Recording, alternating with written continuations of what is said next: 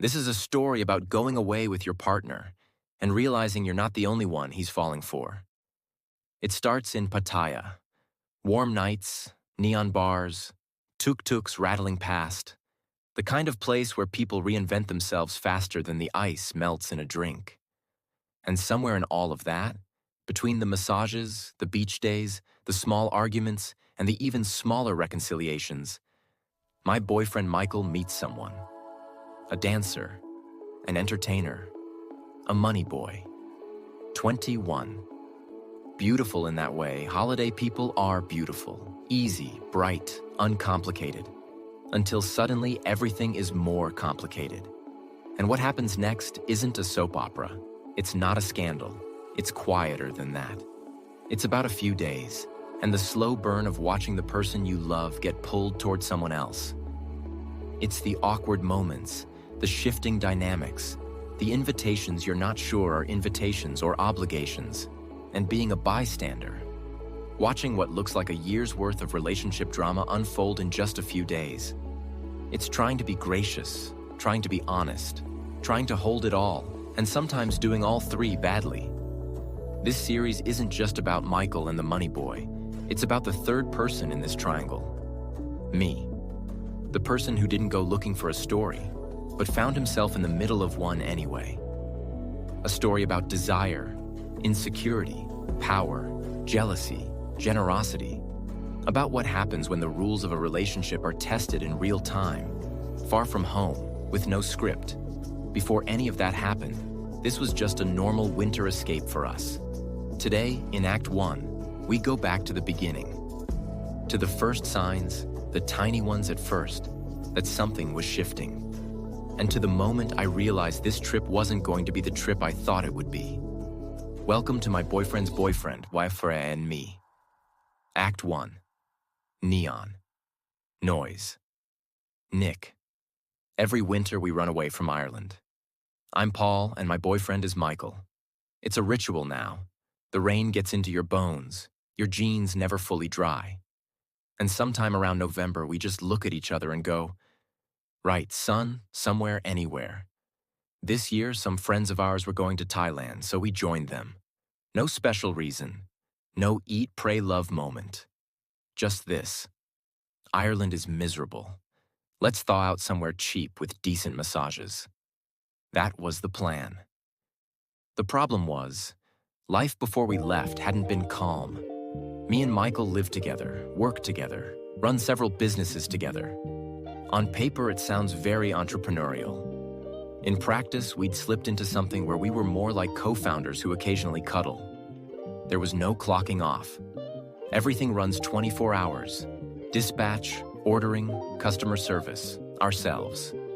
We argued over logistics, talked to each other like project managers.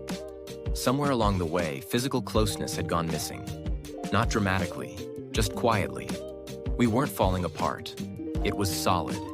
But everything felt heavy. Low-level conflict. Two people constantly trying to get their voice heard in the same room with ever louder voices. Two people carrying the weight of our life together everywhere we went, all the time. I was exhausted, drained. So my intention for Thailand was really simple. Rest.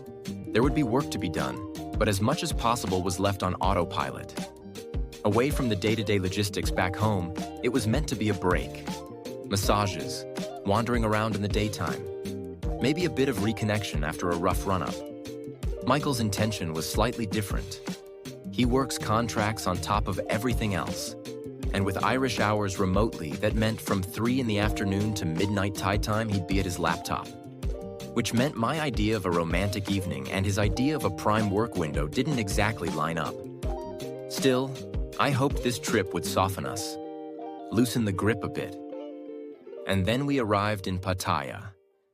If you've never been to Pattaya, the part we landed in, imagine somebody took Vegas, removed any concept of building regulations, and said, okay, now make it about aggressive, lonely, straight men.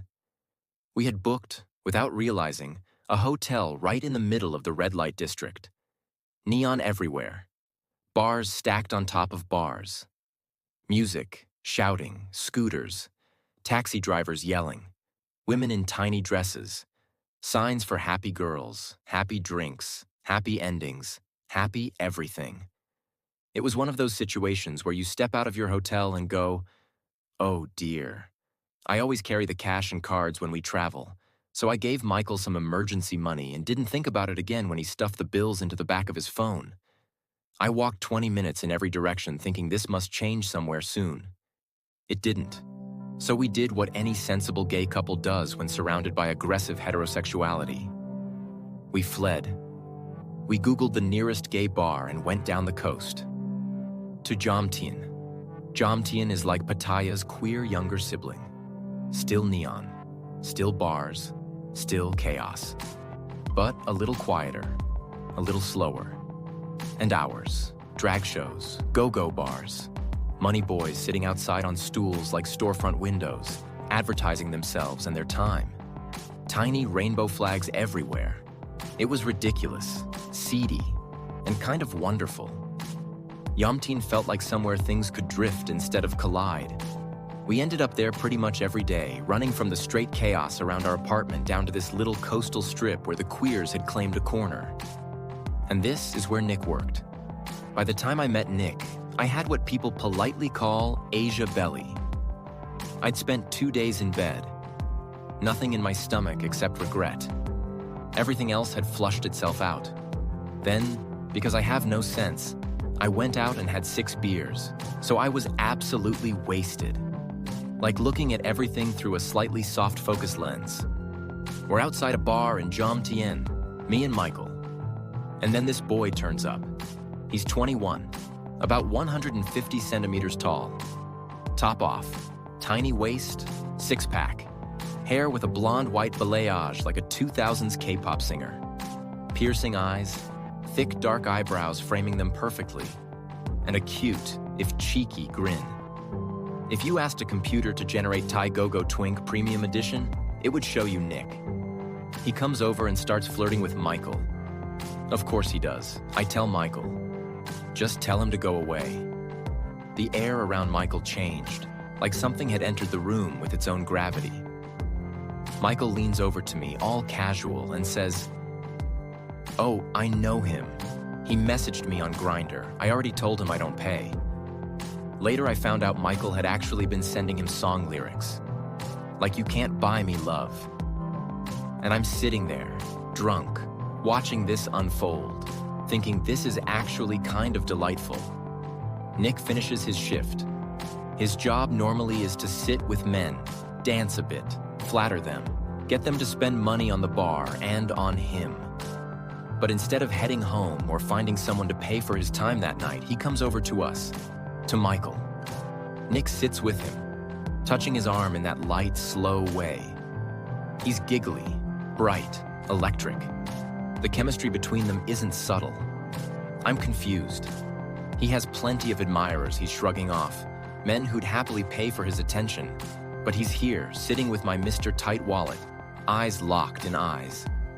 At one point, he looks at me and says, very clearly, "Are you his husband? Is this okay?" And I say, "Please flirt away. I'd love someone else to babysit him for a few hours." And I meant it. I was tipsy, amused, and honestly, it had been a long time since anyone had looked at Michael like that. At that point, I wasn't crossing a line. I was standing exactly where I meant to be. After that, I did something that probably sounds strange. I turned away. Not in a sulky way, in a deliberate way. I wasn't pushed out of the moment. I just found myself circling it instead. I started chatting to other people in the bar, giving them some space.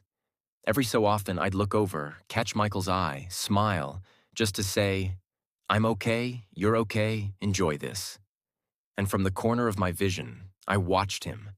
And it was like looking 20 years backwards. The way he laughed, the way he leaned in, the way his eyes lit up. This was the man I met across a crowded dance floor nearly 2 decades ago. The one who was cheeky, confident, a little bit dangerous, in the good way. The man I fell for. Life, businesses, stress, health stuff. All of that had layered itself over him over the years. But here, under the neon, With this ridiculous boy band Thai twink flirting with him, he suddenly looked young again, but in a way that felt new. And I soaked it in, not with dread, not with jealousy, with awe. When me and Michael finally left the bar, we jumped in the back of a bot bus, one of those open trucks with benches. We giggled the whole way home, like two teenagers. Whatever tension we'd brought from home, whatever project manager energy, it felt like it had rained itself out. Later, Asia Belly got its revenge. I spent the night on the bathroom floor, but up until then, it was perfect. That was my boyfriend's boyfriend. And me. Act 1. Neon, noise, Nick. That night felt harmless, easy, like one of those holiday moments you tell yourself doesn't count in the long run because it happened somewhere warm, under neon. I told myself I was fine, that I was generous, that I was secure enough to watch someone I love be wanted and not need to be the center of it. And I really was. But chemistry doesn't disappear when the bar closes. Attraction doesn't clock off when you get in the bot bus home. Sometimes it lingers. Sometimes it starts pulling things quietly out of their natural orbit. Join us next time, when attraction stops being a moment and becomes a force. My boyfriend's boyfriend. And me. Act 2. How gravity works.